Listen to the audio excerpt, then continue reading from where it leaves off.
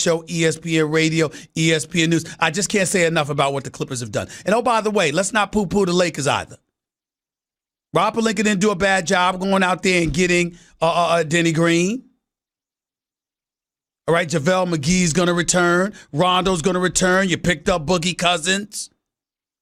I'd still like to see the Lakers add another shooter. That's just me. But the Lakers and the Clippers are the two championship favorites in the Western Conference. Portland can't be ignored. Denver can't be ignored. Utah can't be ignored. Houston can't be ignored. San Antonio with DeMar Carroll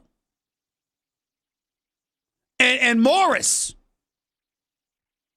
I mean, let me tell you, Marcus Morris, let me tell you something right now. Both of those two on the San Antonio Spurs, San Antonio has some depth. Can't be ignored. But the two clear favorites in the Western Conference have to be the Clippers and the Lakers. And I have to give the edge to the Clippers because they'll be better defensively. Danny Green helps defensively, but he ain't these dudes. He ain't Kawhi and Paul George and Patrick Beverley. He might be Harkless to a lesser degree, but even that is a challenge, is a question mark. The Clippers got some rough riders. They ain't scared. The only question about the Clippers might be size, and you know how the teams elect to go small so often in the NBA in today's day and age. I mean, this is some special stuff that happened this weekend. And Kawhi Leonard pulled off a move of epic proportions. It cannot be ignored. It cannot be shoved to the side. This brother is a quiet storm. Ain't got nothing to say. None of us knew about Paul George. I didn't have a damn clue about the Paul George angle. Not at all. I looked at his numbers, looked at what he was locked in, his commitment last year to Oklahoma City. They kept that quiet. Aaron Mint, CAA, represents Paul George. Paul George, after 1 year, after having some damn concert-like atmosphere, announcing he wasn't going anywhere, says he wants out. And now where does that leave Russell Westbrook? Now, I know it's popular to pounce on Russell Westbrook because you're going to sit up there and say, Harden wanted out, wanted his own team, KD left, and now Paul George left. Ladies and gentlemen, y'all want to look at Russell Westbrook, and y'all want to blame him. I got news for y'all. I'm looking at Sam Presti. Listen, if Sam Presti's watching, let me be very, very clear. The man knows what he's doing. He's incredibly adroit at his job.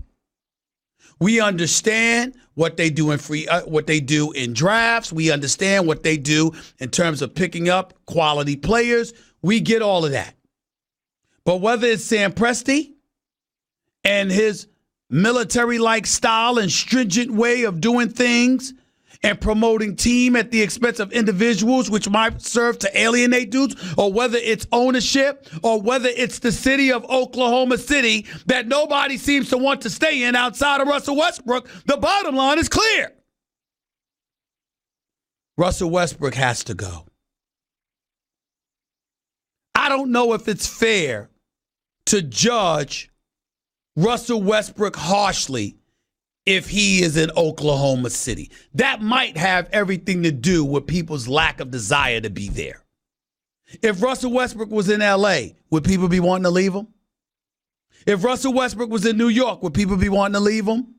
I appreciate Paul George coming out on Twitter or wherever the hell he came out of in support of Russell Westbrook, because I don't know if Russell Westbrook deserves blame here. I really don't know. I don't know if we can say that. Oklahoma City has a great fan base. Oklahoma City, in terms of walking into that arena and having those fans cheer for you, nothing wrong with that. But in terms of wanting to live in Oklahoma City, let's face reality, ain't nobody clamoring to go there in free agency. It was a miracle that Paul George wanted to stay. And so now what you have is a situation where they got to make a move. Miami, Houston, people bringing up the New York Knicks, who I don't believe have the requisite assets to acquire somebody like a Russell Westbrook, but considering his contract, which has 4 years, $170 million left on it, maybe that's why Sam Presti just acquired another first-round pick from somebody. Because he recognized the fact that you might have to offer Russell Westbrook with picks in order to get somebody to take on that salary. You just never know. That's a lot to ask somebody to take on for a dude approaching 31 years of age whose success is predicated on his athleticism, who in some people's eyes lost a step. I'm not giving up on Russell Westbrook. He's a super. But others have question marks. And he ain't been out the first round since KD left. 888-SAY-ESPN. It's 888-729-3776. We'll continue to talk about those things. Plus, I'm going to get into the players and people being blamed. Talking about, well, you know what? They don't like the fact that the players have exercised this power. Anthony Davis forced his way out. Paul George forced his way out. They don't like it. I'm going to tell all of you to go to hell who feel that way. And I'll explain why in a minute. Because I got news for you. You think these players have the power. You are sadly mistaken. The owners still have the power. They're laughing all the way to the bank. Open your damn eyes. Players don't have the power. It's the owners who do. And guess what? The players are the reason they have the power. I'll explain all of that and then some in a minute. You're listening live to Stephen A. ESPN Radio, ESPN News, 888-SAY-ESPN.